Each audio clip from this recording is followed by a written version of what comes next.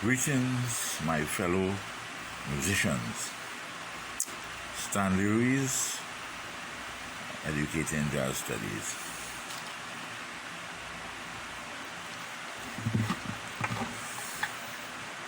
One, two, flat three, four, flat five, six, or flat six rather, flat seven, and eight, which is one. Let's go again.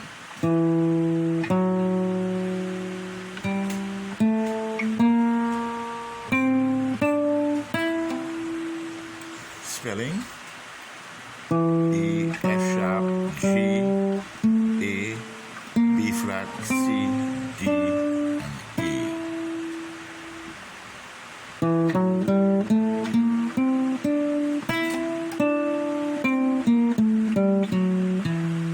Very interesting scale, eh?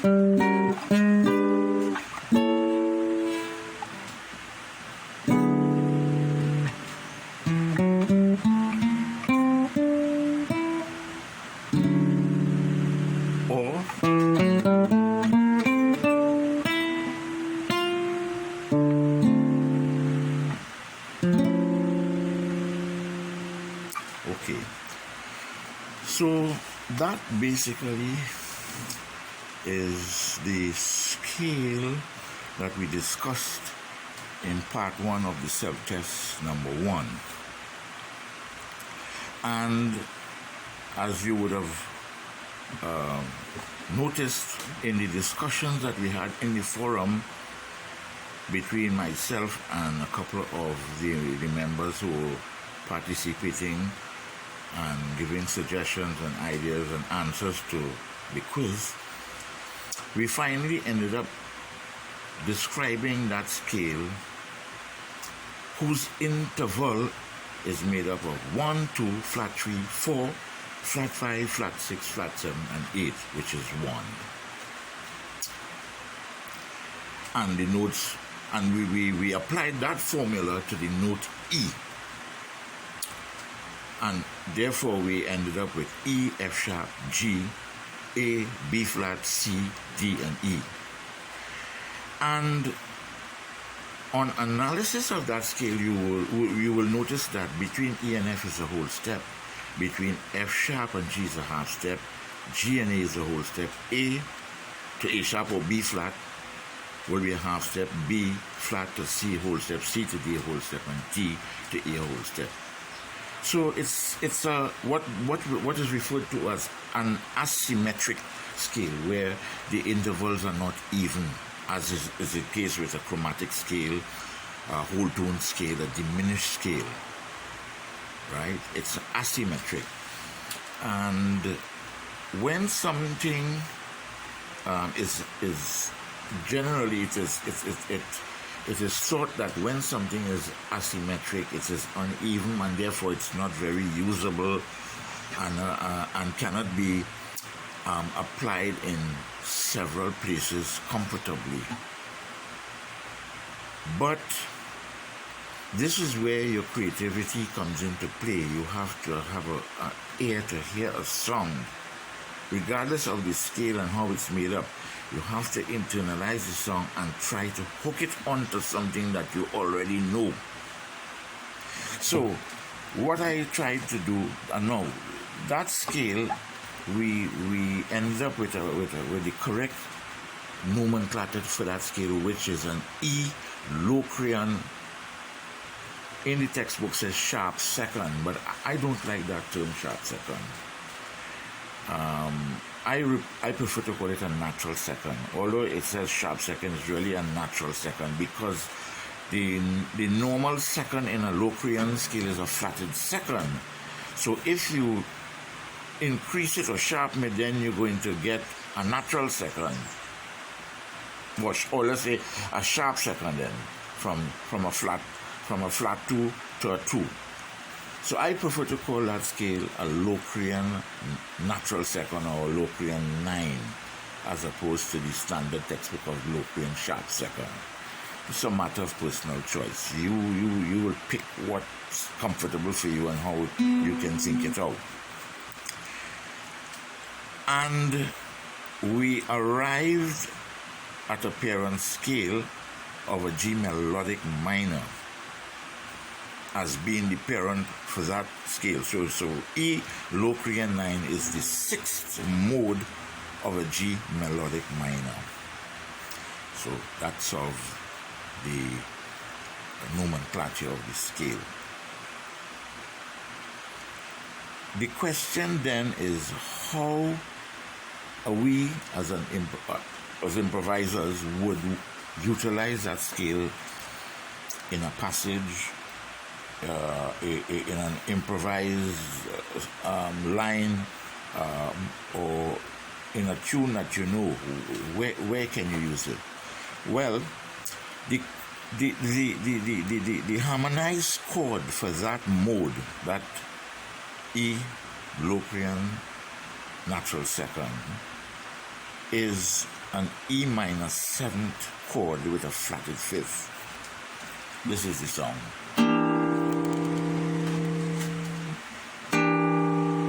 For you guitarists who like to think shapes, grids, and positions,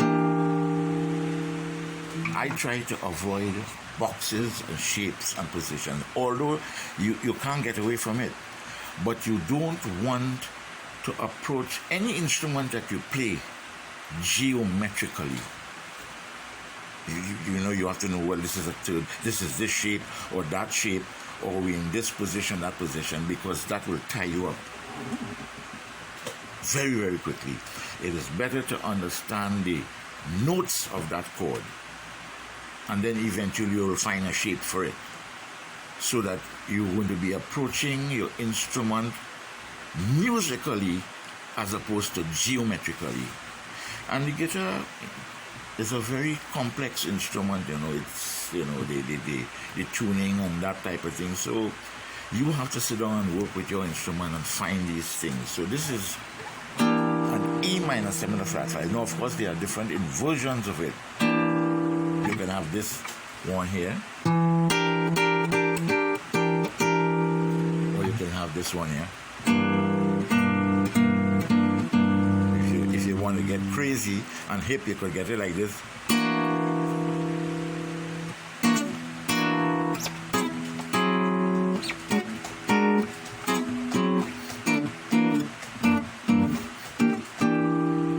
Now, if you want to make a minor 11th with a flat 5, you want to put in the sus4 in there, you can play it like this. Now, this E minor 11th flat 5 is in essence a C13th. So you can move from here, E minor 7 flat 5, which is a leading tone, into the key of F. So you can use it as a substitute dominant. So you can go from E minor 11 flat 5 to F major 7 to F major 9.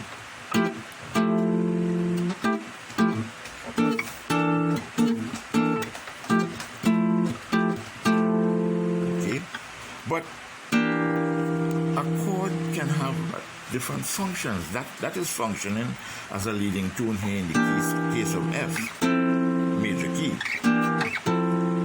So it's a substitute dominant for the 5 chord. So the progression can go from a 2, a 5, and a 1, or it can go to a 2, 7, 1. Okay. But But it can also function as a 2 chord in a minor key. It could be what is referred to as the supertonic chord in the key of D minor. So D minor will go to an A7 altered and to a D minor major 7th.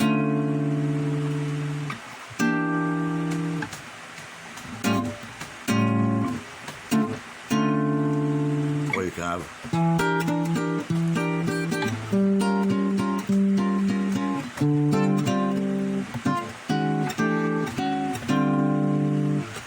so we in the self-test we applied it. We were asked to apply it in the key of D minor. So it comes in handy because you're going to be using that E Locrian natural second.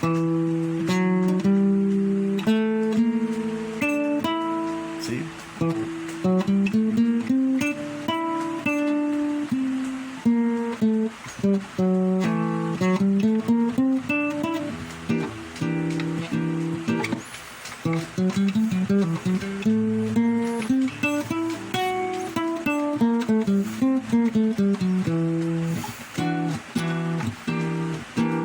Use the same scale. Use the same scale to go to the 1.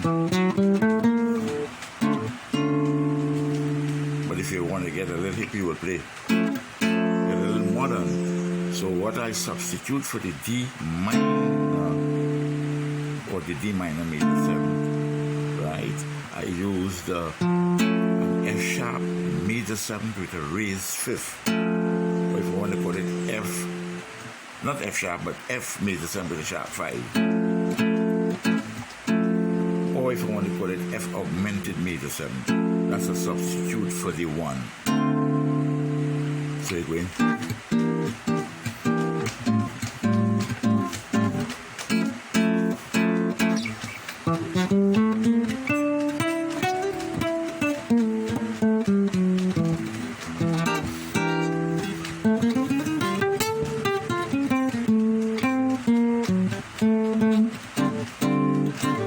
Okay. Now, what we did a 2-5 in the key of D minor, but the chords that I used were replacement chords for the 2-5 and the 1. So I used a C9 to A7 to the sharp 9, and I went to the F sharp or the F major 7 to the sharp 5. So it'll be C9, A7 with a raised 9, and F major 7 sharp 5 to replace the D minor, right? Because if you look at F major 7 with a sharp 9, if you add a D bass for D minor, it would be D minor major 9th. That's a D minor major 9th. So it's just that the D is implied in your head. So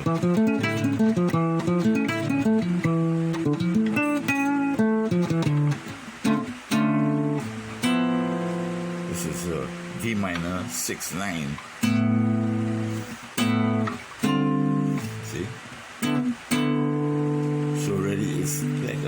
A G13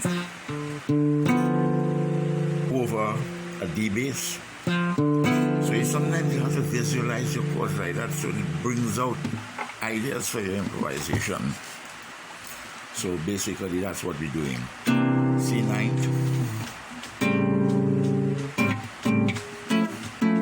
which is a substitution for this.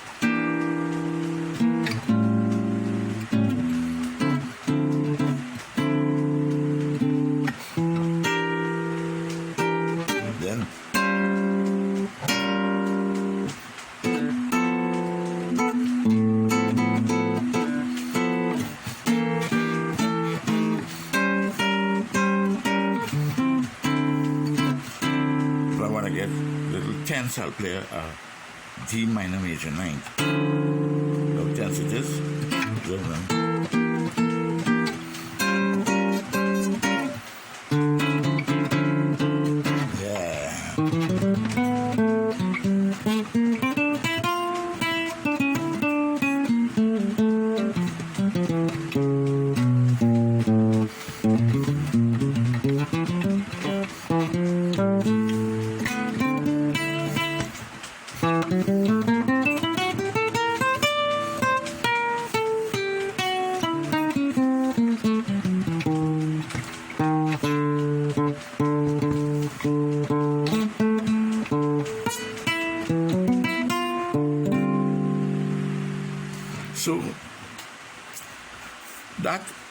is the long and short of it.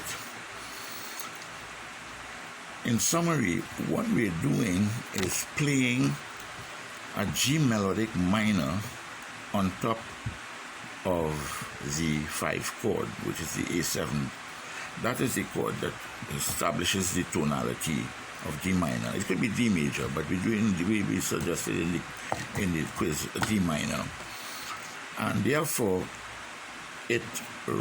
G melodic minor is a melodic minor whose root is a whole step below the root of the dominant 7 chord that you're targeting, which is the A7. This is the G melodic minor.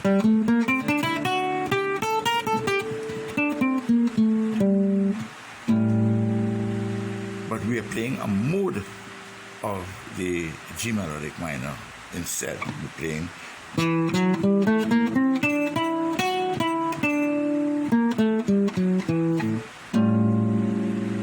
A flat 5, right, or anything like that. Okay, so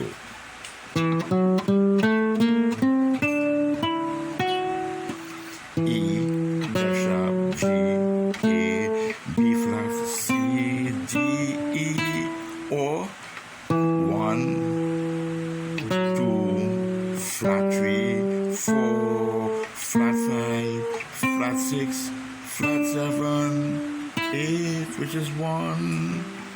You can end on a D major 7. It's a lovely scale for that chord. Or you could end on this chord D minor major 7th, or you can end on F sharp major 7 with a sharp 5, which is the Lydian song you get there. This is a Lydian augmented song. Remember long ago they had this tune called Dr. Paul on the radio, and it's a sort of drama or theater called Dr. Paul. Ah, boy.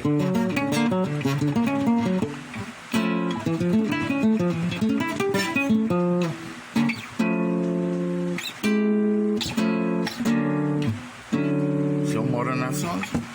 2, 5.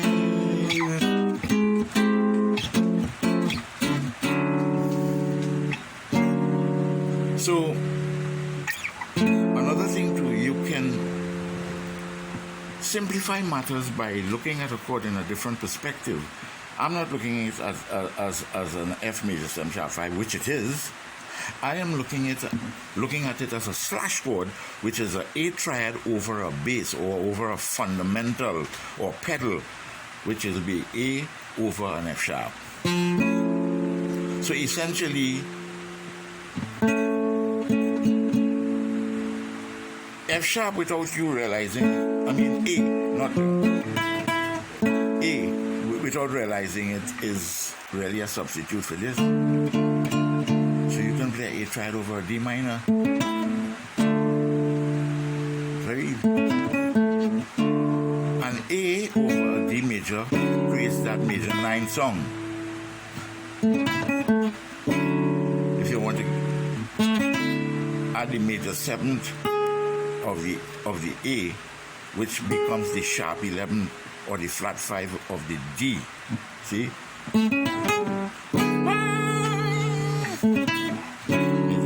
Major 9, sharp 11.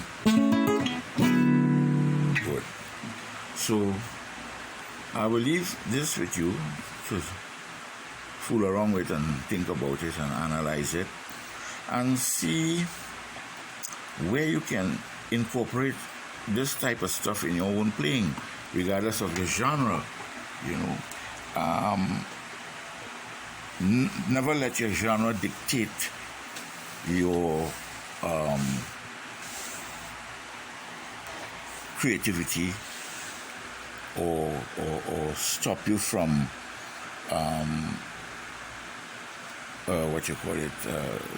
going beyond or thinking outside of the box. Always to think outside of the box regardless of what you're doing. So what I would do, I would put a chart that I designed for practice on the forum. It's a Manavati scale, which is one of those Eastern scales and so on that is being used by jazz musicians and modern composers. They look for different types of scales other than the normal traditional classical scales to develop their compositions and so on. So I will leave that grid there, and the grid you can approach the grid either vertically going across there, up and down like a chord vertically. So you can start with a bottom note and go up, or the top note and come down, or you can go horizontally like a scale. Right, so enjoy and see what you can learn.